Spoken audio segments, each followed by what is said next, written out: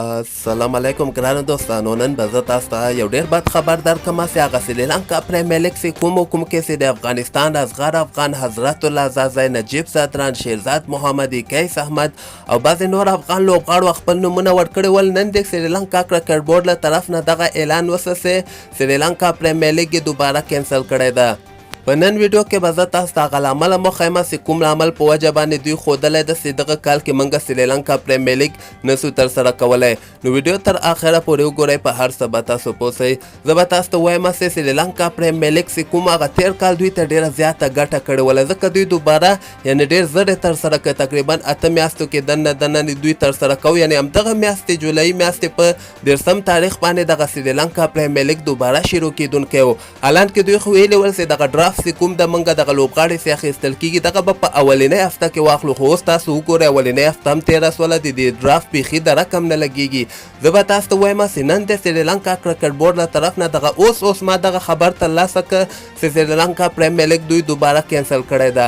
لامل یې دغه ښودلی ده چې دغلته د انګلینډ لوبغاړي، د بنګلادیش لوبغاړي او د ویسټ انډیز او د پاکستان دغه 4 ملکونو لوبغاړو یعنې نه غوښتل چې خپل لوبغاړي پرېږدي سریلانکا پریمیر لیګ کې ولوبېږي. د دغه په وجه باندې دوی وایي چې دغه کال ته د ویسټ انډیز لوبغاړي، انګلینډ لوبغاړي یعنې دا خوښه لوبغاړي دي، د پاکستان لوبغاړي دغه که سریلانکا پریمیر لیګ ته رانسي نو دا دومره کامیابه یعنې نه ترسره کېږي. خلک بیا نه ګوري، کوم شی چې ونه کتلی سي هغه بیا کامیابه نه وي.